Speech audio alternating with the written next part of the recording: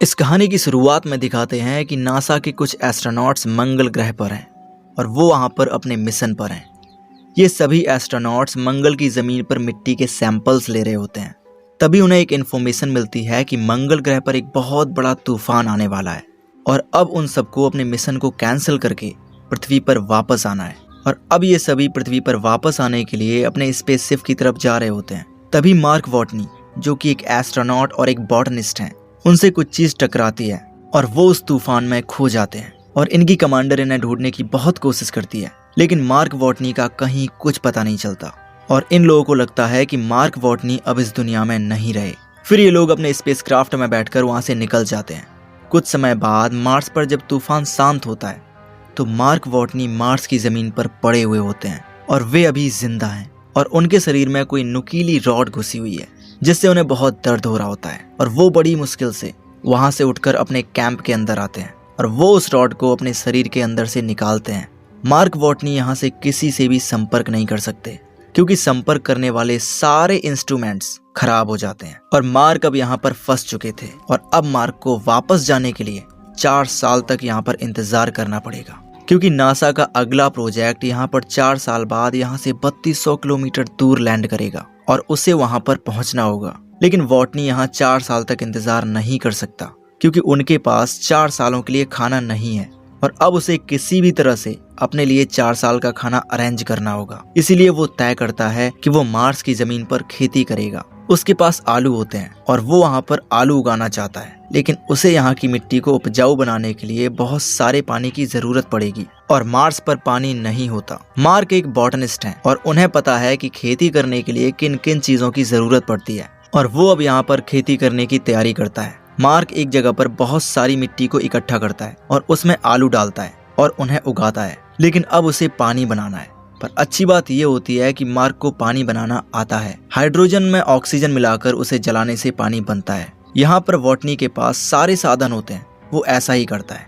लेकिन जब वो पहली बार हाइड्रोजन में ऑक्सीजन मिलाता है तो एक जोरदार ब्लास्ट होता है क्योंकि वो उस ऑक्सीजन को कैलकुलेट नहीं करता जो उसकी सांसों से आ रही होती है। लेकिन अगली बार वो हाइड्रोजन को ऑक्सीजन में मिलाकर जलाने में सफल हो जाता है और पानी बनने लगता है। और इस तरह कुछ दिनों बाद मंगल की जमीन पर आलू का पहला पौधा अंकुरित होता है, जिसे देखकर वॉटनी को बहुत खुशी होती है। वहीं पृथ्वी पर यह ऐलान कर दिया जाता है कि वॉटनी अब इस दुनिया में नहीं रहे। पूरी मीडिया में ये खबर आ जाती है और वो लोग मार्क वॉटनी का फ्यूनरल भी कर देते हैं। पर अगले दिन जब उनकी ऑपरेटर सैटेलाइट से मार्क की पिक्चर को देख रही होती है तो वो देखती है कि वहाँ पर उनके जो इक्विपमेंट्स थे वो एक जगह से दूसरी जगह पर शिफ्ट हो गए हैं। दरअसल ये वो सोलर पैनल्स थे जो वॉटनी ने एक जगह से दूसरी जगह पर शिफ्ट किए थे। वो ऑपरेटर अपने सीनियर्स को बुलाती है और वो सभी समझ जाते हैं कि मार्क वॉटनी अभी भी जिंदा है। लेकिन उनका सीनियर कहता है कि हम जानते हैं कि वो जिंदा है, लेकिन जब तक हम वहाँ पर पहुँचेंगे तब तक वो भूख से ही मर जाएगा क्योंकि पृथ्वी से मार्स पर पहुँचने में महीनों का समय लग जाएगा और वॉटनी के पास इतना खाना नहीं है कि वो काफी समय तक जिंदा रह सके। मार्क वॉटनी को मार्स पर पूरे 70 दिन हो चुके हैं और वो हिसाब लगाता है कि नासा का अगला मिशन जो मार्स पर उतरेगा वो 4 साल बाद उतरेगा और वो भी यहाँ से 3200 किलोमीटर दूर, और तब उसे वहाँ पहुँचना होगा। और इस सफर को तय करने में उसे लगभग 50 दिन लग जाएंगे क्योंकि उसके पास जो गाड़ी है उसे वो एक दिन में 35 किलोमीटर से ज्यादा नहीं चला सकता क्योंकि उसके बाद उसे गाड़ी के सोलर पैनल्स को रिचार्ज करना होगा। वहाँ नासा में लोग वॉटनी तक खाना और मदद पहुँचाने की तैयारी करते हैं, पर इन्हें इसकी तैयारी में पूरे 3 महीने लगेंगे और जिस फ्लाइंग ऑब्जेक्ट को ये मार्स पर भेजेंगे उसे वहाँ पहुँचने में 9 महीने लगेंगे, यानी पूरा 1 साल। वहीं मार्स पर वॉटनी की फसल को पूरे 48 दिन हो गए हैं। उसने 400 पौधे उगाए जो कि उसकी उम्मीद से ज्यादा अच्छी तरीके से उगे।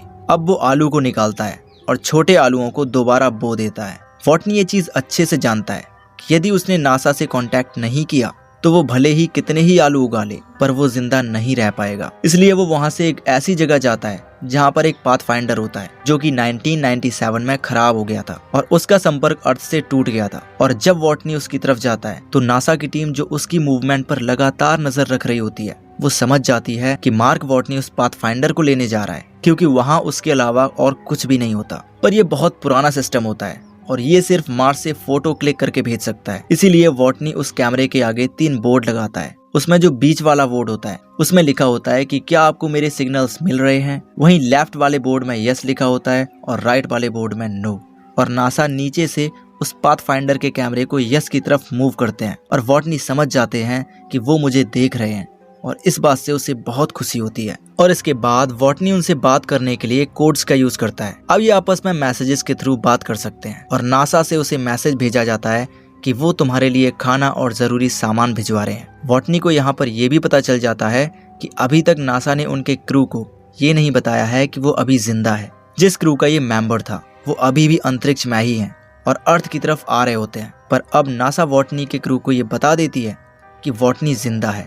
इससे उसके क्रू मेंबर्स को खुशी होती है और दुख भी। उन्हें दुख इसलिए होता है कि वो वॉटनी को वहाँ छोड़ आए हैं और अब वो कुछ नहीं कर सकते।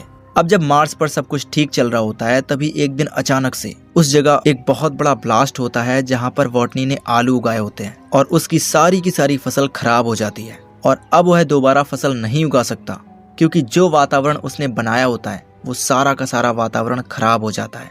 और हिसाब लगाया जाता है कि वॉटनी के पास जितने आलू हैं उन्हें खाकर वो तब तक जिंदा नहीं रह सकता जब तक अर्थ से उसके पास मदद पहुंचेगी। यानी जब अर्थ से उसके पास मदद पहुंचेगी उससे पहले ही वो भूख के कारण मर चुका होगा। इसलिए नासा वॉटनी को एक मैसेज भेजती है और उससे कहती है कि तुम्हें अब कम से कम खाना खाना होगा ताकि जब तक तुम पर मदद पहुंचे तब तक तुम जिंदा रह सको। वॉटनी ऐसा ही करता है। जो खाना वो एक दिन में 3 बार खाता था वो अब उसे 3 दिन तक चलाना होगा। और नीचे नासा उसके लिए लॉन्च की तैयारी करती है जिसमें उसके लिए खाना और जरूरी सामान होता है। इसके बाद नासा इसको बिना टेस्ट किए लॉन्च कर देता है क्योंकि उन्हें काफी देर हो रही होती है। लेकिन ये रॉकेट लॉन्च के कुछ ही देर बाद आसमान में ब्लास्ट हो जाता है और सभी बहुत ज्यादा निराश हो जाते हैं क्योंकि अब वॉटनी नहीं बच सकता। उसके पास खाना नहीं है, उसके पास कोई मदद नहीं पहुंचा सकता। जब वॉटनी को ये पता चलता है कि लॉन्च फेल हो गया है तो वो टूट जाता है और वो नासा को एक मैसेज करता है। उसमें लिखा होता है कि मेरे माँ बाप तक ये संदेश जरूर पहुंचाना कि मैं हार नहीं मान रहा। हमें हर अंजाम के लिए तैयार रहना चाहिए। आप उनसे कहना कि मुझे मेरा काम पसंद है और मैं इसमें माहिर भी हूँ और अगर मैं इसमें मर भी गया तो मेरी मौत के पीछे एक मकसद होगा जो मुझसे ज़्यादा अहम है। उनसे कहना कि मैं मुश्किलों से डरा नहीं बल्कि उनका सामना किया।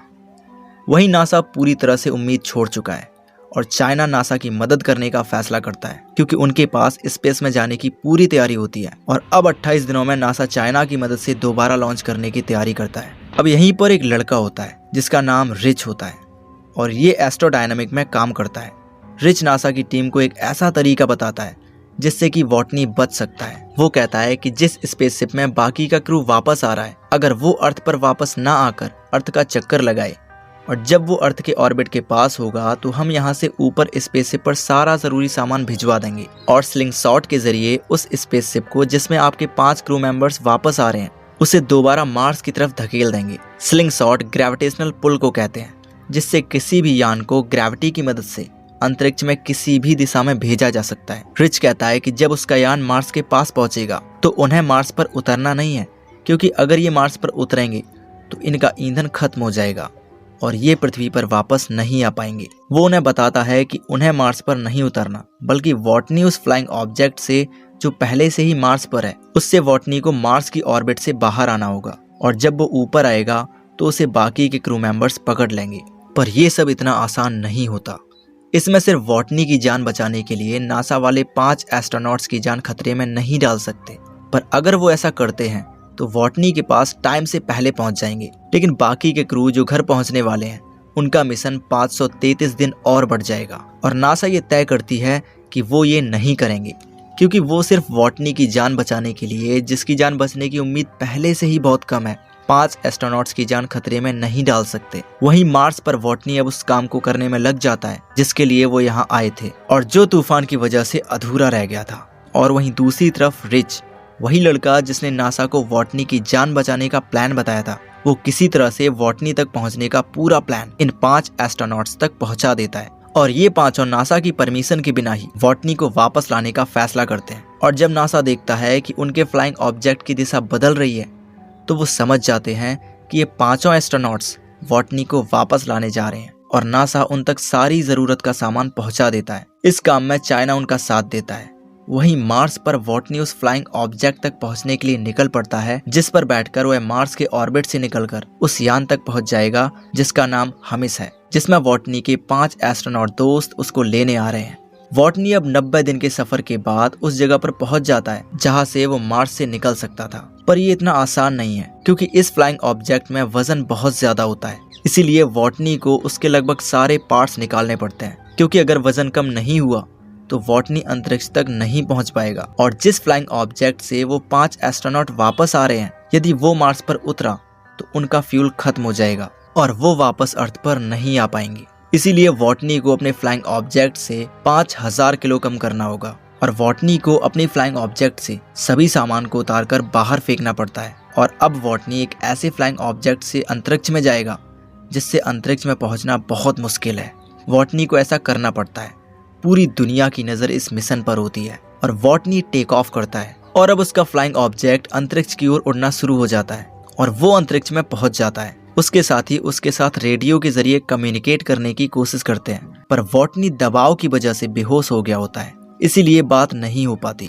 पर कुछ देर बाद उसे होश आ जाता है और सब बहुत खुश हो जाते हैं। अब यहाँ पर एक और मुसीबत होती है कि वॉटनी की स्पीड बहुत ज्यादा होती है और उसे पकड़ना इतना आसान नहीं होता। वॉटनी कहता है कि मैं अपने स्पेस सूट पर छेद करूंगा और उसमें से जो हवा निकलेगी उससे मैं अपने आप को दिशा देकर तुम तक पहुंच जाऊंगा। उसके सभी साथी उसे ऐसा करने के लिए मना करते हैं। वहीं उस स्पेसशिप की स्पीड भी काफी तेज होती है, इसीलिए उन्हें वहां पर एक बॉम्ब बनाकर उस स्पेसशिप का एक हिस्सा उड़ाना पड़ता है, जिससे उनकी स्पीड कम हो जाती है।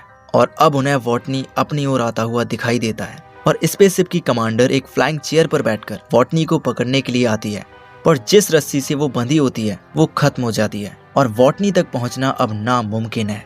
अब वॉटनी यहाँ पर वही करता है जो उसने कहा था। वो अपने स्पेस सूट में छेद करता है और अपने फ्लाइंग ऑब्जेक्ट को छोड़ देता है और उसके स्पेस सूट से जो हवा निकल रही होती है वो उससे अपने आप को दिशा देता है और किसी तरह वो अपने कमांडर तक पहुंच जाता है, जो उसे चेयर पर बैठकर लेने आई होती है। अब जैसे ही वो उसका हाथ पकड़ने वाला होता है वो उसके हाथ से छूट जाता है, लेकिन जिस रस्सी से वो बंधी होती है वॉटनी उस रस्सी को पकड़ लेता है और इस तरह वो वॉटनी को अपने स्पेसशिप में वापस ले आते हैं और वॉटनी की जान बच जाती है। और इतनी मुश्किलों का सामना करने के बाद जब वॉटनी अर्थ पर पहुंचता है तो वो एस्ट्रोनॉट्स का इंस्ट्रक्टर बन जाता है, जो उन्हें ये सिखाता है कि दूसरी दुनिया में दूसरे ग्रह पर जिंदा कैसे रहा जाता है। और इसी के साथ ये मूवी यहीं पर खत्म हो जाती है। दोस्तों, उम्मीद करता हूँ कि ये मूवी आपको बेहद इंटरेस्टिंग लगी होगी। अगला एक्सप्लेनेशन आप किस मूवी का चाहते हैं, कमेंट योर आंसर। और हमेशा की तरह thanks for watching this video.